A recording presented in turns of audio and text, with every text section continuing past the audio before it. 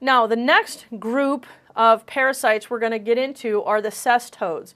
So we're starting to get a little bit more worm-like. These are actually known as the tapeworms.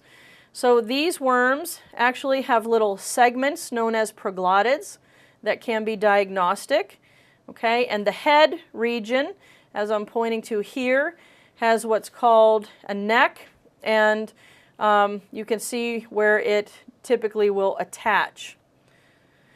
Now, cestodes are typically diagnosed either by eggs or the proglottids, the segments in the feces.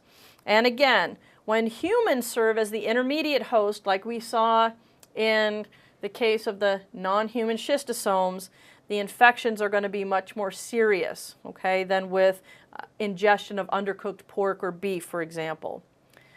So I'm going to talk about Taenia saginata and Taenia solium.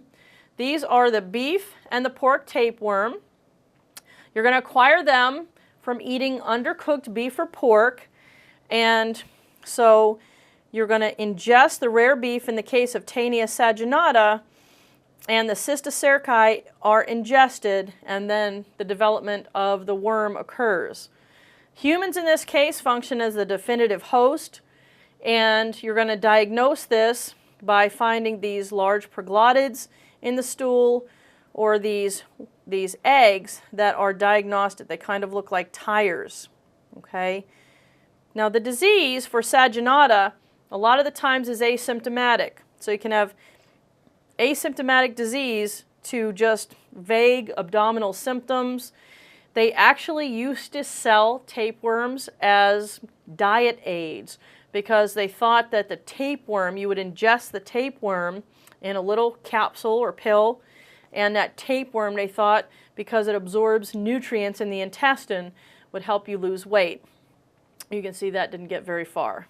Okay, diagnosis again by the proglottids or the eggs in the feces, and we're going to treat it with praziquantel. Now the only way you're going to be able to differentiate clinically between Taenia saginata and Taenia solium is going to have to be the history of what that patient ate. Because clinically, when humans are the definitive host, it looks very similar to Taenia saginata. It's when humans function as the intermediate host that it's much more complicated. Okay? So, intestinal tapeworm, similar to what we talked about with Taenia saginata, we're ingesting undercooked pork, and we ingest the cysts that develop into the tapeworms in our intestines.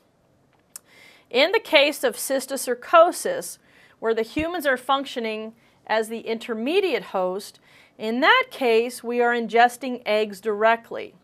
Now think about this. The worms typically, in this case, going into the pig. So now you ingest the eggs and it kind of hatches, looks around, it thinks it's in a pig, and it's not.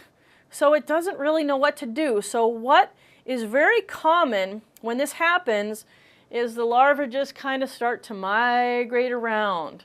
They don't know where to go. They really don't know what to do. So they start to migrate around, and everywhere they migrate, they're typically causing inflammation. Cysticercosis can be much more severe if it goes to the brain, and you can get neurocysticercosis, which is extremely complicated. So for the intestinal tapeworm, basically the same as the beef tapeworm, but for cysticercosis, when we are the intermediate host, the larvae begin to penetrate and migrate and can calcify, and that becomes very complicated. So diagnosis for intestinal tapeworm, again, just like for the beef tapeworm, you're going to look for the eggs or the proglottids in the feces. And for cysticercosis, which again, remember, can go to the CNS, you can have neurocysticercosis, biopsy is going to be needed for the diagnosis.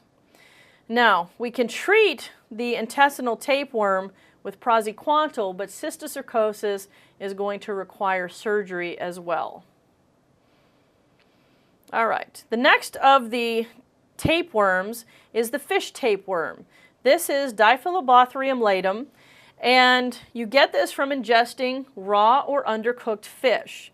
Now the worm itself looks a little bit different than the beef or the pork tapeworm that I showed you. You can see these very broad, thin proglottids as opposed to the proglottids that I showed you from Taenia saginata and Taenia solium.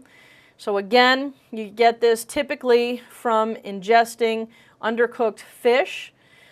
You can also become the definitive host here, but usually this is not what they ask, okay?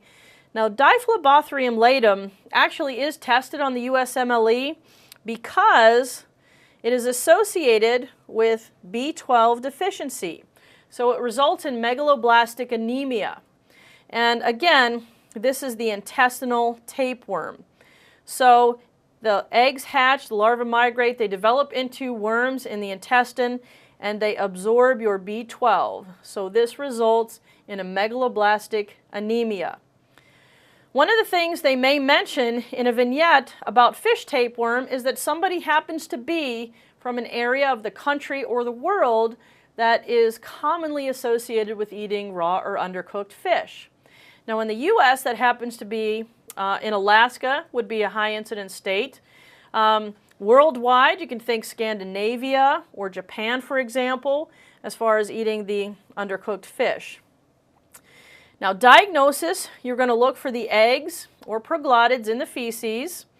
Biopsy, as we talked about for cysticercosis, for sparganosis, but again, they're not probably going to ask you about this because they like to know that you understand that the intestinal tapeworm causes the megaloblastic anemia. And again, we're going to treat it with praziquantel. All right, the next of the tapeworms is Echinococcus granulosus, and the disease associated with this is called hydatid cyst disease. You see Echinococcus granulosus in areas of the world that typically still herd sheep. Now in the U.S., that is very predominant up in Utah and Idaho, for example. And in this case, you are ingesting the eggs. The larva can go just about anywhere they want to go. And here's an example of an adult worm, okay? And the cyst, actually, here's an example of the cyst. The biggest problem with the cyst are surgical removal of the cyst. You have to be extremely careful when you're removing the cyst and trying not to break the cyst because you can risk anaphylactic shock if that cyst ruptures, okay? Inside of the cyst, if you did a cross-section here, each one of these are little protoscolices or immature worms. All right, so the disease again, hydatid cyst disease. So here's an example again of a cyst. It's typically diagnosed by imaging, probably more important than serology, and treated with albendazole and surgical removal of the cyst. Now, last on the list for the tapeworms is Echinococcus multilocularis.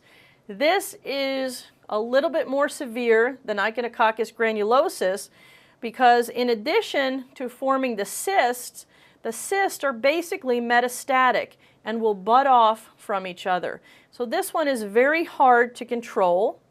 You're still going to acquire it as you ingest eggs accidentally.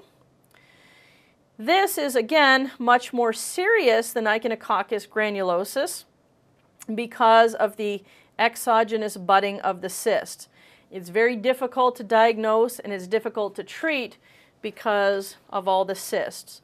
So treatment usually requires surgical resection because the cysts have basically become metastatic.